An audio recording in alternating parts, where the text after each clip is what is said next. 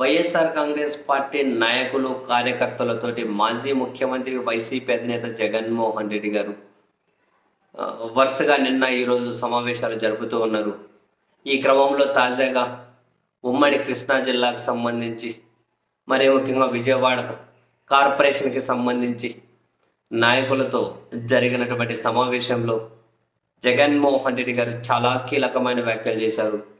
ప్రస్తుతం రాష్ట్రంలో ఎలాంటి దౌర్జన్యాలు, అరాచకాలు జరుగుతూ ఉన్నాయో, ఏ విధంగా వైసీపీకి సంబంధించిన వాళ్ళను లాక్కుంటున్నారో, వాళ్ళ స్థానాలు లాక్కుంటున్నారో, ఒక్క కార్పొరేటర్ ఉన్న చోట ఏ విధంగా డిప్యూటీ మేయర్ను లాక్కుపోయారు, ఒక్కటి కూడా గెలవని చోట కూడా ఏ విధంగా వాళ్ళ అరాచకాలు, దౌర్జన్యాలు చేసి లాక్కుంటున్నారు, ఈ అన్ని అంశాలను ప్రస్తావించుకుంటూ వైసీపీ కార్యకర్తలు, నాయకుల మీద దాడులు, దౌర్జన్యాలు, కేసులు, వీటన్నిటిని కనుక ప్రస్తావించుకుంటూ ఏ విధంగా వ్యవస్థలన్నీ కూడా ప్రస్తుత ప్రభుత్వానికి ఊడిగం చేస్తున్నాయి అన్న విషయాలను ప్రస్తావించుకుంటూ మాజీ ముఖ్యమంత్రి చాలా కీలకమైన వ్యాఖ్యలు చేశారు.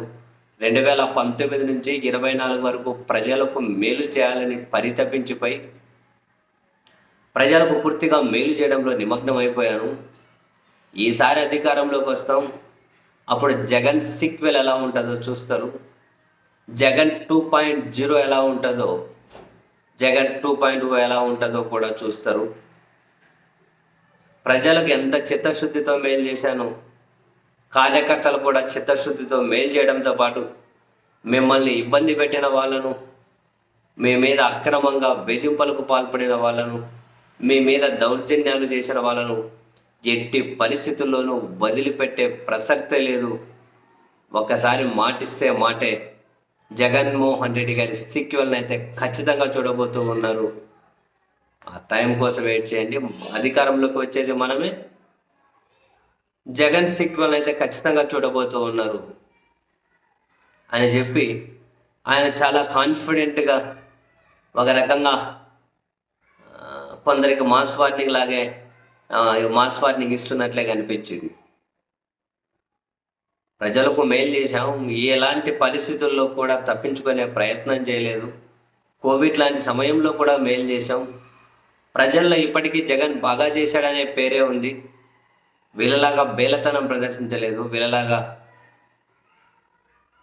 తప్పించుకునే ప్రయత్నాలు చేయలేదు. ప్రతి ఒక్కరికి మేలే చేశాం. ప్రజలకు చిత్తశుద్ధితో వాళ్ళ బతుకులు మారాలని చెప్పి ప్రయత్నాలు చేశాం. చాలా వరకు అమలు చేశాం కూడా. వైఎస్ఆర్ కాంగ్రెస్ పార్టీ జెండాని ఎంతటి కష్టకాలంలోనైనా ఎవరైతే వదిలిపెట్టలేదో వాళ్ళందరినీ కూడా గుర్తుపెట్టుకుంటా, వాళ్ళందరూ కూడా నిజమైన నికార్సైనటువంటి కార్యకర్తలు, నాయకులు. కొన్ని రోజులు మాత్రమే ఇలా ఉంటుంది, తర్వాత మళ్ళీ మనదే ప్రభుత్వం. ప్రతి ఒక్కరూ గుర్తుపెట్టుకోవాలి. వైసీపీ కార్యకర్తలను, నాయకులను వేధిస్తున్నటువంటి అధికారులు కూడా గుర్తుపెట్టుకోండి. జగన్ సీక్వెల్కి సిద్ధంగా ఉండండి అని వైసీపీ అధినేత అయితే చాలా కీలకమైన వ్యాఖ్యలు అయితే చేశారు.